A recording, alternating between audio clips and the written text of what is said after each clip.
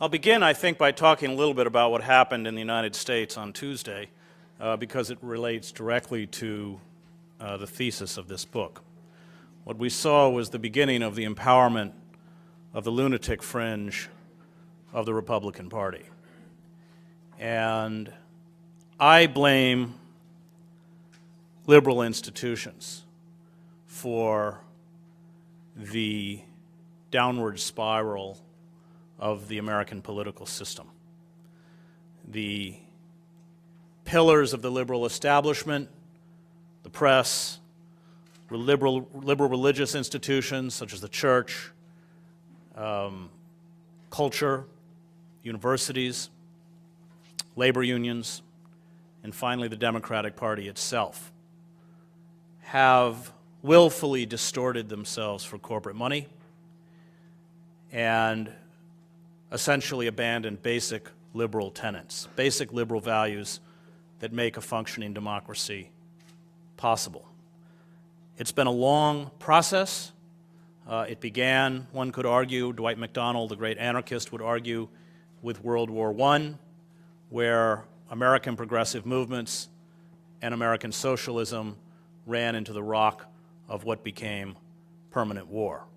As many of you know who have studied American history, the war which Wilson dragged the United States into, many people argue because, of course, the huge loans that had been extended by bankers to Britain and France would of course not be repaid if the Germans won the war, was not a popular war, and Wilson built the first modern system of mass communications, mass propaganda, through the Creel Commission or the Committee of Public Information, which crossed disciplines, crossed lines. It not only had its own news service, it had its own film division.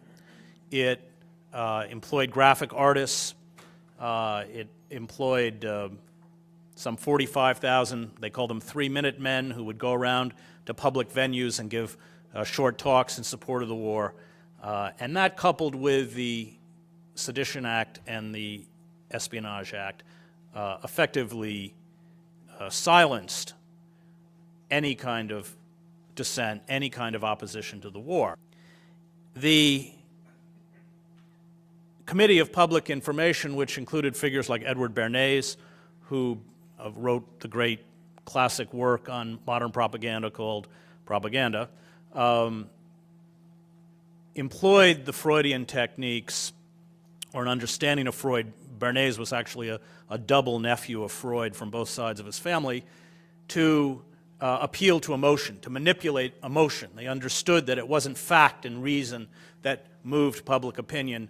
And as soon as the war was over, two things happened. One, all of the people who had been part of the Creel Commission and the Committee for Public Information went straight to Madison Avenue. And it's not coincidental that one of the seminal texts for Goebbels in the rise of the Nazi movement was Bernays' book, Propaganda, that the Nazi system of propaganda was learned extensively from the system that Woodrow Wilson had been put in place. So we had, through public relations industries that began to serve corporate interests and the government. Bernays, for instance, was hired by the CIA to produce the propaganda to justify the 1954 coup d'etat in Guatemala, the overthrow of the Arbenz government. But we also established this concept of permanent war, which Dwight MacDonald writes about. And MacDonald, I think, presciently points out that the great social reformers of the 19th century, including Karl Marx, had never anticipated societies that engage in permanent war. The day the war was over, the hated Hun was transformed into the hated Red. And of course, it was the Espionage and the Sedition Act that was used to break the remnants of the socialist movement after the end of the war, 1919. So you had a reconfiguration of society, one where mass communications could saturate the culture with lies, skillfully done, used to manipulate and control the way people felt, coupled with fear, coupled with this search for internal enemies. And with the breakdown of capitalism in the 1930s, we saw that final resurgence of the American left, including the last gasp of the American Communist Party. And with the breakdown of capitalism, many prominent reformers at least flirted with communism. This became, in the years afterwards, a way to drive them out of the mainstream of American society, to turn them into marginal outcasts. The liberal institutions were complicit in this. The ACLU, the AFL-CIO, which was soon lending its services to the CIA itself in terms of its relationships with labor unions both in Europe and Latin America, the universities, the witch hunts within the universities, so that in essence what happened is that the liberal institutions drove out from within their midst those figures who had the courage and the moral commitment to remain fast to moral imperatives. They in essence cannibalized and weakened themselves. This was a process that went on for decades, of course, but by the age of globalism had essentially rendered, I think, most of these institutions impotent. The danger is that the liberal class or liberal institutions, while certainly complicit with the power elite, also within mainstream systems of power provide a mechanism or a channel by which incremental or piecemeal reform is made possible. So that with the breakdown of capitalism in the 1930s, there were labor unions, an independent press, as well as progressive figures within the Democratic Party. One thinks especially of Henry Wallace, who himself, in his presidential run in 1948, was tarred and feathered and finally blacklisted for alleged affiliation with the Communist Party. It provided a mechanism by which change was possible. It made the New Deal possible. We saw again these liberal mechanisms alleviate the discontent and grievances of African Americans in the civil rights movement and the anti-war movement. It made government, while not wholly responsible to the wishes and demands and needs of citizens, at least partially responsible. Responsible enough that they essentially worked as a kind of safety valve to lessen the pressure that was emerging from the grassroots and create systems of reform that could alleviate many of the concerns and difficulties that were being placed by groups within American society. Ralph Nader always says that the last liberal president in the United States was Richard Nixon, not because Nixon himself was a liberal, but because Nixon was frightened enough of progressive movements, of popular movements, that he responded. And of course, much of Nader's or Nader-authored legislation, from OSHA to the Mine and Safety Act to the Clean Water Act, some 24 pieces of legislation, were pushed through, ironically, during the Nixon administration. What we saw in the early, well, we of course watched Ronald Reagan begin to deregulate and dismantle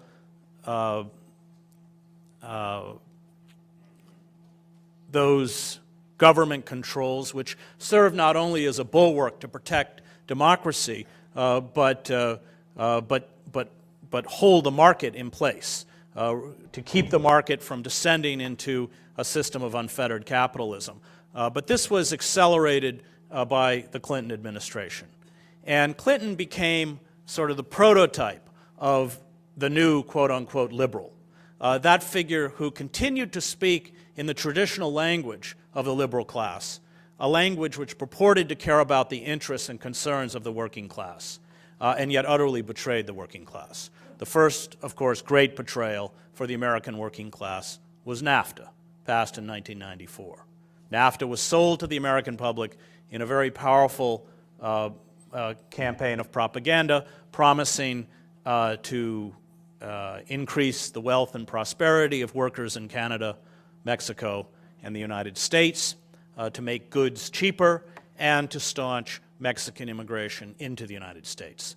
But what immediately happened was that once the Mexican government lifted price supports on corn and beans, Mexican farmers were swiftly bankrupt. And between 1994 and 2000, some 2 million Mexican farmers were driven off their land. And guess where most of them went? We now see large-scale factory closures over the border in Mexico as corporations pack up and leave Mexico for the totalitarian capitalism of China. All of the predictions that Clinton and the supporters of NAFTA had promised turned out to be false. But Clinton understood that by pushing through NAFTA, pushing through so-called welfare reform in 1996, and one of the reasons they keep extending unemployment benefits in the United States is because once people lose unemployment, they have to attempt to survive on the $143 a month they receive from welfare, courtesy of the Clinton administration. Clinton understood that by pushing through these measures, he could attract corporate dollars. That the assumption of Clinton and the neoliberal class was that workers, as well as the middle class, would have nowhere else to go. And so that by the 1990s, the Democratic Party had fundraising parity with the Republicans, and by the last presidential campaign, the Democrats actually received more. But all of this required the liberal establishment to serve the interests of the corporate state. And just as the Democratic Party itself was corrupted and taken over by corporate interests, so were the remaining pillars of the liberal establishment. The press, we now have about a half dozen corporations, Viacom, General Electric, Rupert Murdoch's News Corp, which control almost everything that Americans see and listen to. I come out of the liberal church, and in my mind, one of the great failings of the church is that with the rise of the Christian right, which I look at as a mass movement, not as a religious movement, a group of Christian heretics, people who have acculturated the worst aspects of capitalism, imperialism, greed, chauvinism, racism into the Christian religion, the liberal church remained silent and said nothing. I see no purpose in spending 3 years, as I did in seminary, to study the Gospels and the teachings of Jesus Christ if the moment you step into the outside world and see all of those values ridiculed and deformed, and you remain silent. Why even go to seminary? And yet that, of course, is precisely what the liberal church has done. And in the process, they have surrendered their moral authority. They have nothing left to say to us, which is, of course, why they're dying. The retreat by the church into a spirituality, as they define it, which is centered on how is it with me, is a form of undiluted narcissism. Labor unions have become junior partners in the corporate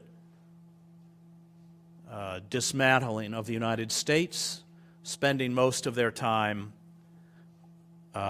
bartering away rights and pensions and benefits on behalf of a dwindling unionized membership. The universities have become captive to corporate interests. In the United States, the utopian project of globalization and its support is one that cannot be questioned in economics departments or business schools. There's a frightening withering away of the humanities. And this is an assault that was begun at the turn of the century by Carnegie and Mellon and other industrialists who correctly understood that a liberal arts education, when it functions, is subversive. That's what Socrates taught. It is about asking questions. It is about challenging assumptions. It is about critiquing structures. And we are seeing, especially in large public universities, a drive whereby departments have to be self-sustainable. They have to raise their own money, their own research grants, often including the need to find the funds to pay the salaries of those within the department who teach.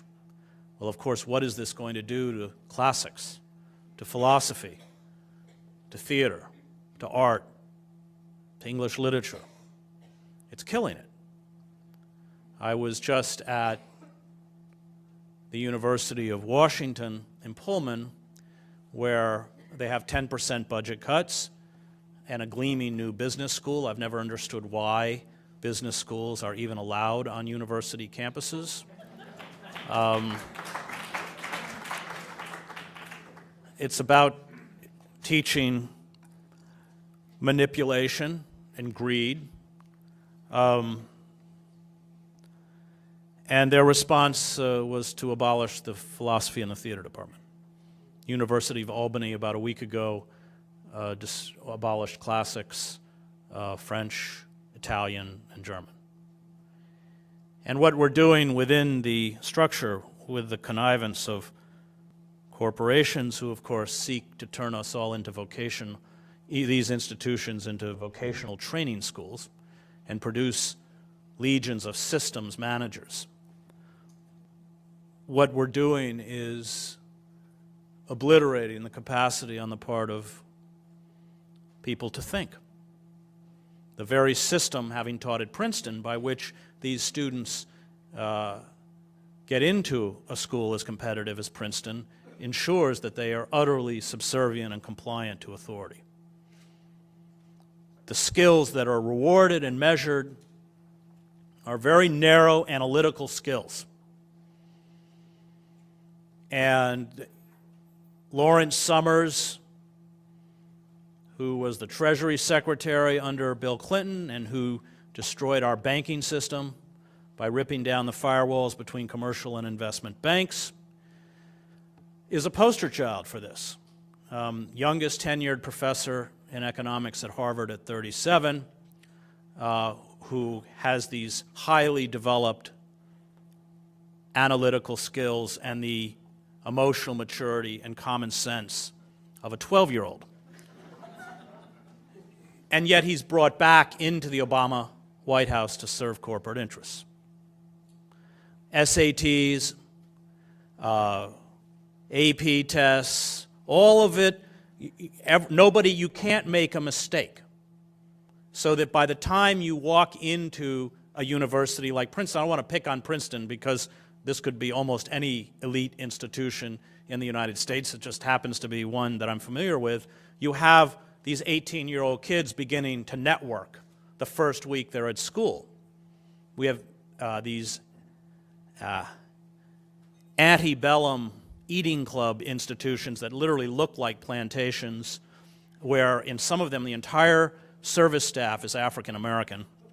And the first week of school, these kids are walking over there in tuxedos and evening gowns. The conditioning to enter the plutocracy begins even before their classes. And the tragedy is that they are perfectly conditioned to be funneled into a system, a dying system.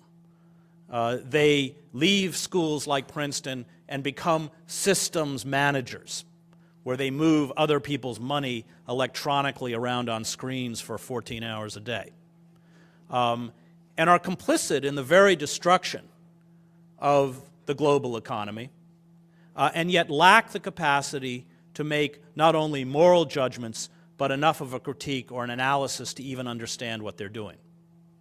On the other end, we have now for-profit universities and state schools that make no pretense of teaching the humanities at all.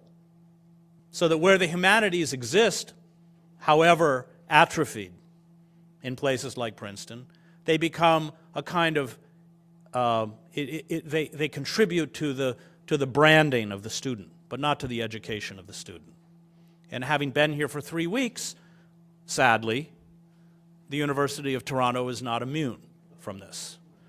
The infusion of corporate money into your university will kill your educational system, just as it has largely killed ours.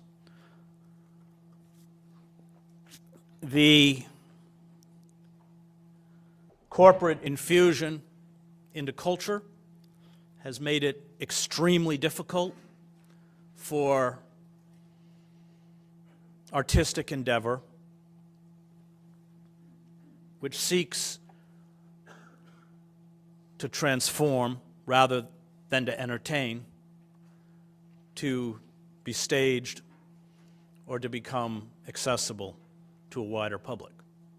The airwaves have been taken over by corporations and pump forth celebrity gossip and trivia and long-running, quote-unquote, real-life soap operas, whether that's Tiger Woods or John Edwards. I can't sort of keep up with it. And it diverts us.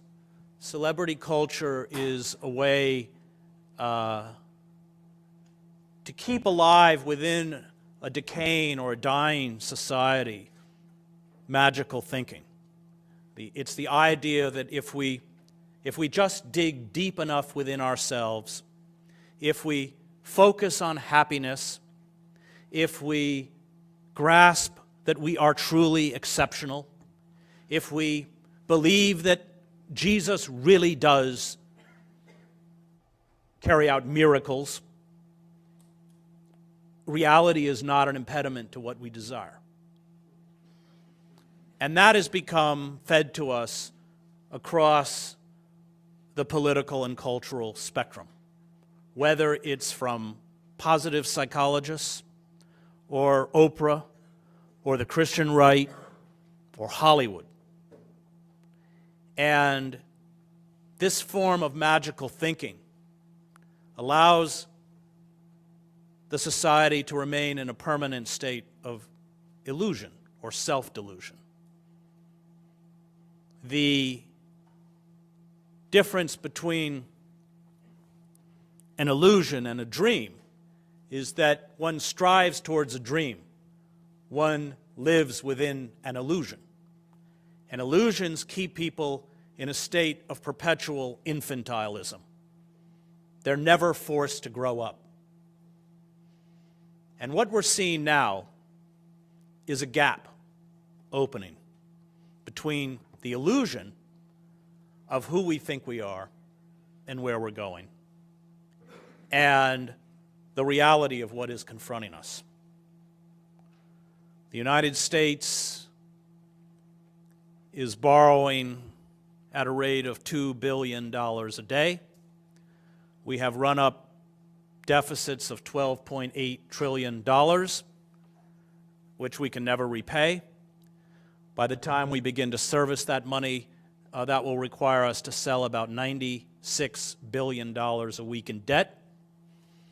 The Federal Reserve, in this week, I think they printed another $1 trillion, is attempting to monetize the debt, which works as long as the dollar remains the reserve currency. But the moment China and other countries walk away from the dollar becomes junk. And the response on the part of the liberal class has been to service corporate interests at the expense of the citizenry. The looting of the U.S. Treasury. In the first bailout bill of $700 billion, constituent calls were 100 to 1 against the bailout across the political spectrum. Some of the most impassioned speeches against the bailout were delivered by right-wing Republicans on the House floor, and yet it passed anyway. The health care reform bill, if you've looked at it closely, and Physicians for a National Health Plan has done a good job of this out of Harvard, is essentially the equivalent of the bank bailout bill for the for-profit pharmaceuticals and insurance companies. $400 billion in subsidies. Co-payments and premiums can still rise. And now, of course, if you've been reading in the news, the Obama administration has been busy granting exemptions because these for-profit corporations don't want to be locked into a system where they have to provide medical care for chronically sick children. It's legally permitted in the United States to hold a sick child hostage while their parents frantically bankrupt themselves to save their sons or daughter. Any rational discussion of health care would begin with acknowledging that the for-profit health care system is the problem and must be destroyed. But this will never happen. It will never happen because the industry's lobbyists and the industry's money dominate the way the debate is played out and dominate the legislative process itself. We know that these insurance and pharmaceutical corporations largely wrote that 2,000-page bill. So when you see the rage that is leaping up around the fringes of American society that have propelled some 50 so-called Tea Party candidates into the House and even the Senate, as well as into some of the governor's offices, and I think we have to acknowledge that it is a legitimate rage, and that the failure of the liberal class is to recognize that legitimacy. The danger is that when liberal institutions don't work, then the open society becomes impossible to maintain. It was an obsession of Dostoevsky's. That's what Notes from Underground is about. It's about the defeated dreamer, the person who went to all the Obama rallies and chanted, "Yes, we can," and then 2 years later realizes that he's been tricked and retreats into the underground and concedes that only fools and idiots assume power. Those who are rational, those who are educated, have no place.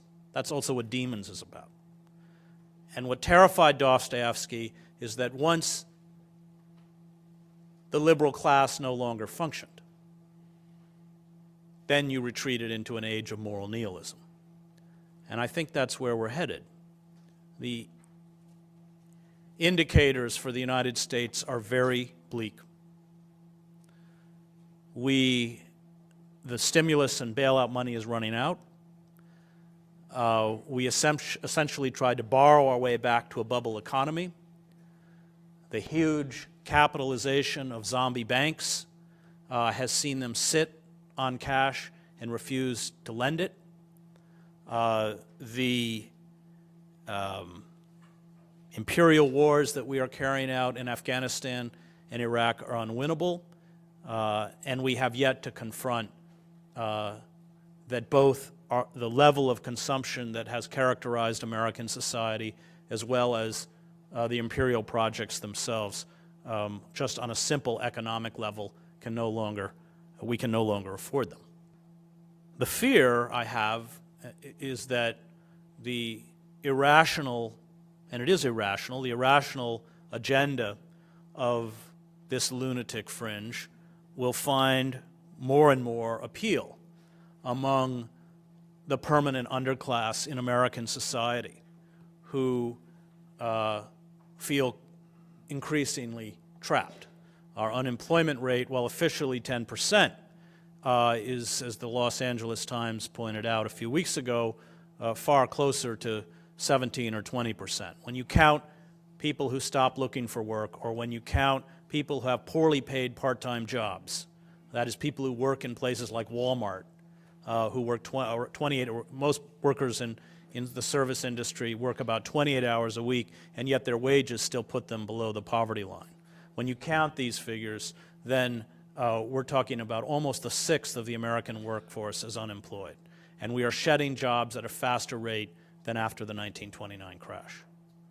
All of the responses of the government have been essentially to reinflate the speculative concerns, the casino capitalism that got us into trouble in the first place. Only 9% of American workers now work in manufacturing. And this hollowing out of the country by corporate interests is one that is creating very frightening post-industrial pockets throughout the United States. I have an article that will come out next week in The Nation magazine from Camden, New Jersey, which per capita is the poorest city in the country. It's also the most dangerous.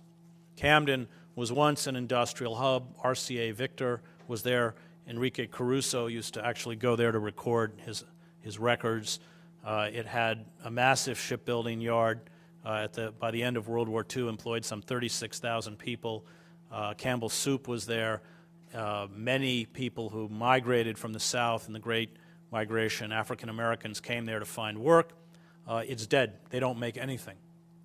The population has declined by 70%. There are some 5,000 abandoned buildings, 100 open-air drug markets, and these post-industrial pockets are not going to recover. This industry is not coming back.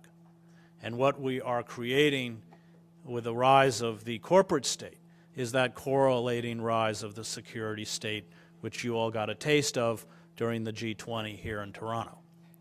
And as that corporate elite cannibalizes the nation itself, cannibalizes a country, increasingly pressures a working class to become competitive globally, which means, of course, competitive with prison labor, then the draconian forms of control that the security and the surveillance state can put in place will be augmented as the elite retreats into compounds where they will have access to goods, security, and services that will be denied to the rest of us. I guess I'd like to finish by raising the issue of resistance. How does one respond? What we have undergone is a coup d'etat in slow motion, and we've lost. They've won. The failure of the liberal class, the failure of liberal institutions to protect, safeguard, promote liberal values has meant that this legitimate rage is now being expressed through emotionally consistent but absurdist policies. The idea that somehow we can lower taxes and reduce the deficit. The idea that the military, and we spend 50% of all discretionary spending in the United States goes towards the military and has since the end of World War II, is that somehow the military is not part of government. None of it makes any sense, but you can't penetrate large sectors of the populace who have been driven into the arms of these movements through despair. And despair is always the engine of totalitarianism, as the great writers of totalitarianism, from Hannah Arendt to Karl Popper to Fritz Stern, have pointed out. And what's happened, and it's something that I certainly saw within the Christian right, is that when the real world no longer works, when your community physically breaks down and brings with it all of the attendant problems of sexual abuse, domestic violence, struggle with substance addictions, then you seek a world of miracles and magic. And the rage or the anger that is engendered when you try and push these people back into the real world, i.e. through rational discussion or an attempt to present them with facts, is the anger of people who feel that they are being forced into a world that almost destroyed them. When you go to places like Detroit, for instance, the end of the world is no longer an abstraction.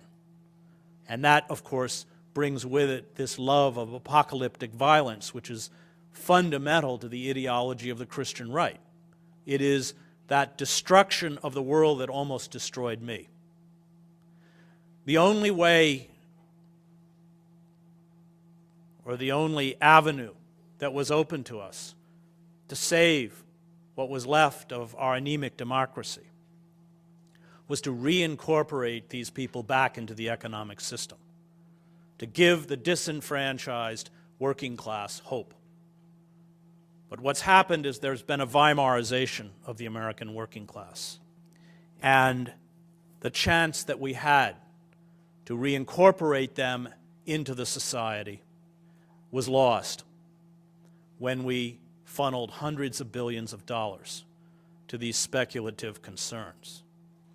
I don't know if you read Paul Krugman, the columnist and economist who writes for the New York Times, but if you have over the last few weeks, you'll notice that he continually calls for a new bailout package to provide infrastructure jobs, to protect people from foreclosures and bank repossessions. We had 2.8 million people were forced out of their homes last year from foreclosures and bank repossessions, and another 2.4 million people have been forced out this year. That's almost 8,000 people a day. And Krugman calls for, of course, another stimulus package, another bailout, so that jobs can be created, the infrastructure can be built, but it's not going to happen. That money, especially after the elections on Tuesday, we're never going to get another chance. And I think the two greatest failures of the liberal establishment under the Obama administration were the lacking the political courage to use that money to protect the American country and save it from disintegration by reincorporating these people back into the economy. And secondly, of course, the decision to allow Kyoto to be shredded at Copenhagen. It's not accidental that there's a convergence of an economic and an environmental crisis. It comes from exactly the same source, and that is the rise of unfettered capitalism, the rise of the commodity culture, where everything, from human beings to the natural world, have no intrinsic value but are judged only on their monetary value. Karl Polanyi, in his book The Great Transformation, which is a wonderful work written in 1944, where he talks about the revolutionary nature of unfettered capitalism, which he said without strict government control always descends into a mafia political system and a mafia economic system. He uses the word sacred. A society that loses the capacity for the sacred cannibalizes itself until it dies, because it exploits both the natural world and human beings to a point of exhaustion or collapse. And that's why the very destruction of the ecosystem on which human life depends is coupled with the rise of neo-feudalism and the destruction of human communities, of human families, of human dignity.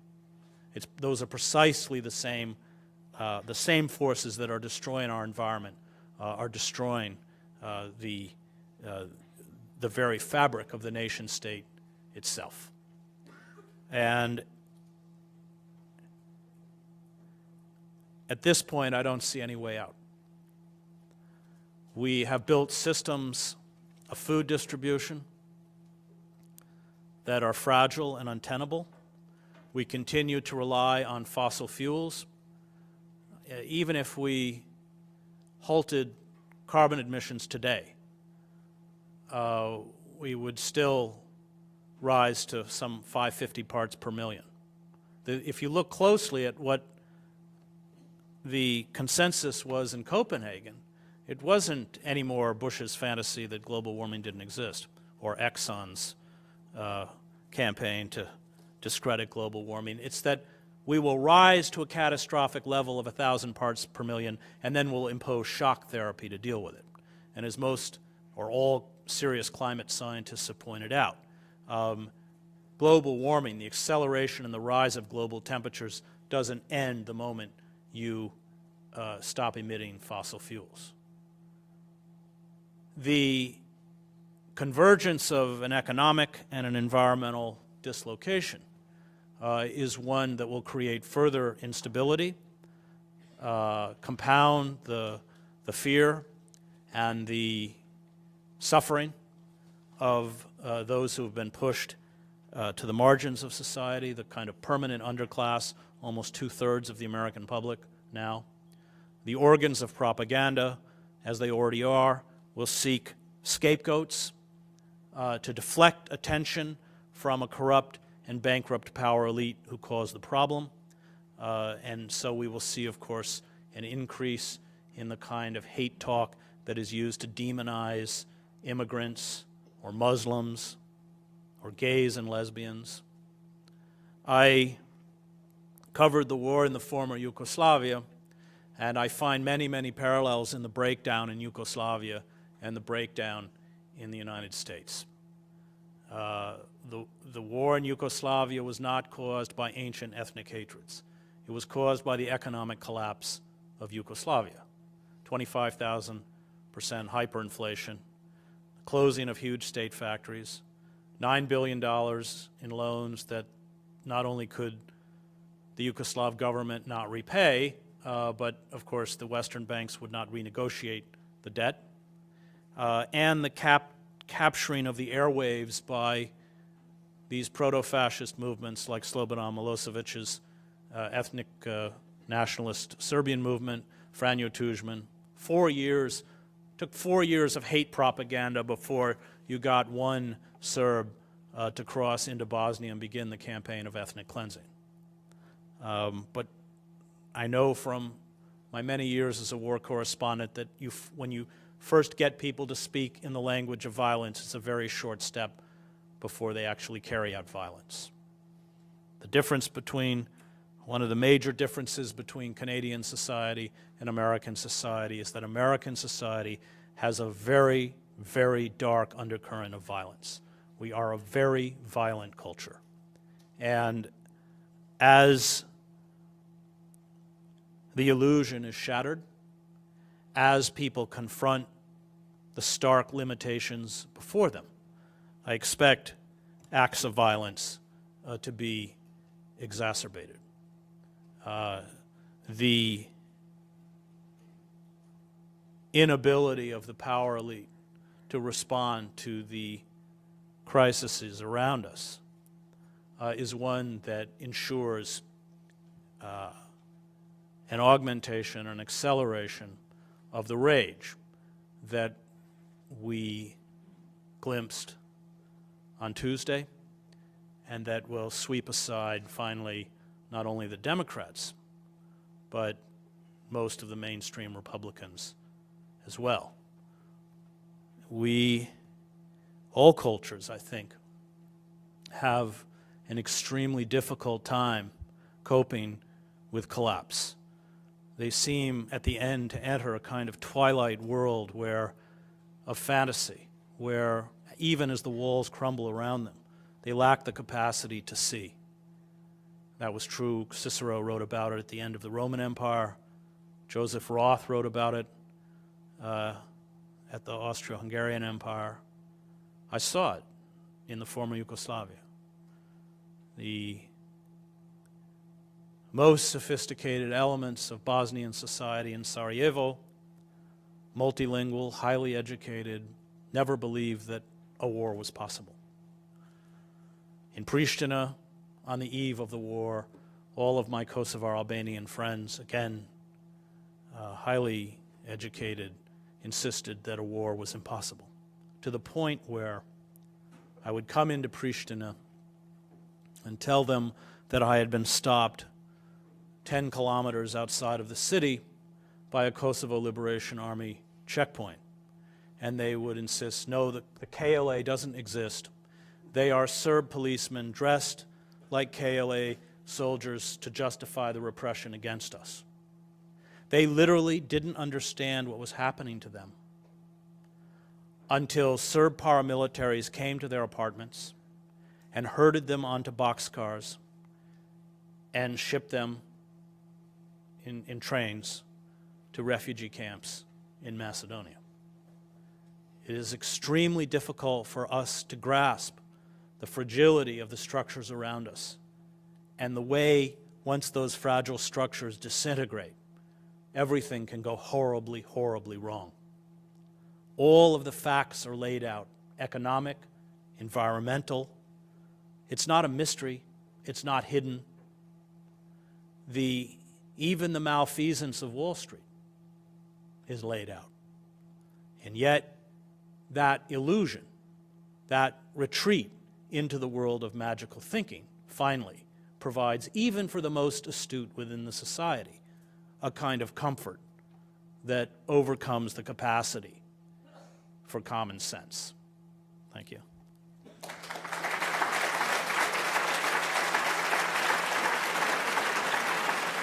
What are you hoping that your book will do in America? And what has been the reception of your books, like The Empire of Illusion, The American Fascists, and so on? What has been the reception within the circles that you are hoping to affect towards your writing? Well, the books have pushed me out of the mainstream.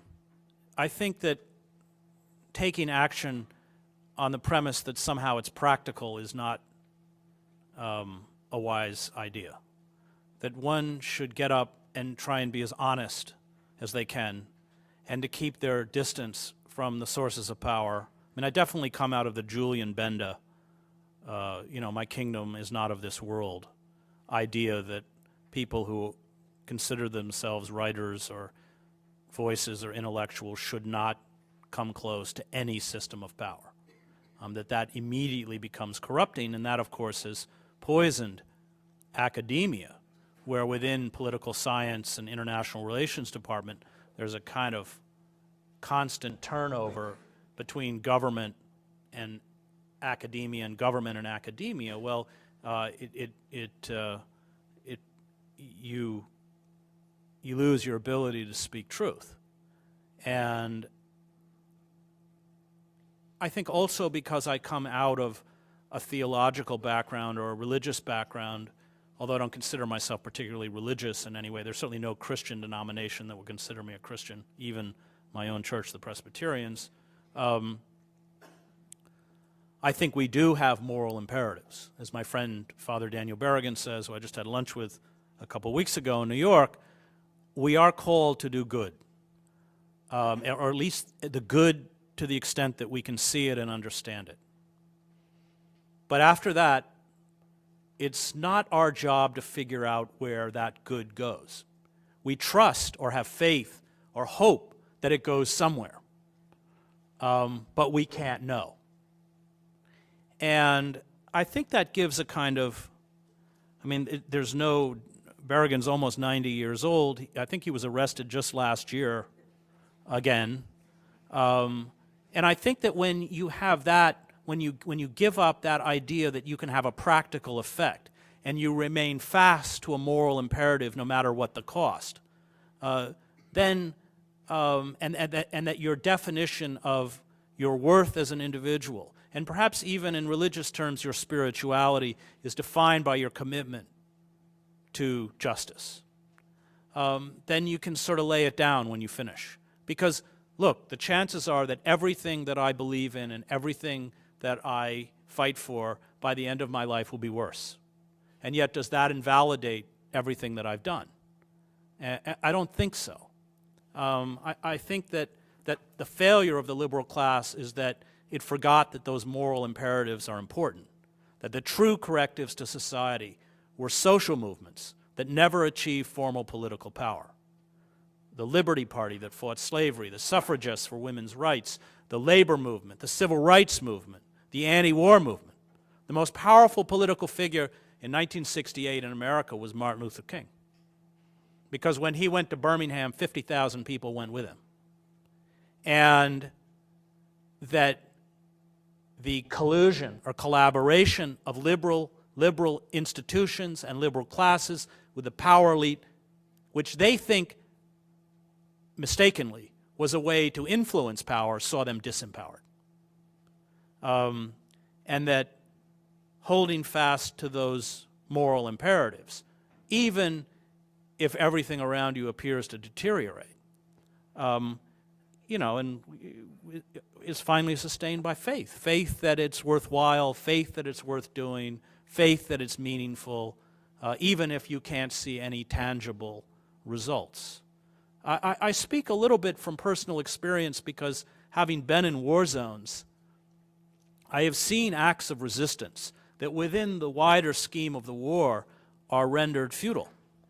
And yet they resonate with a palpable power when everything is stripped down in war that is undeniable.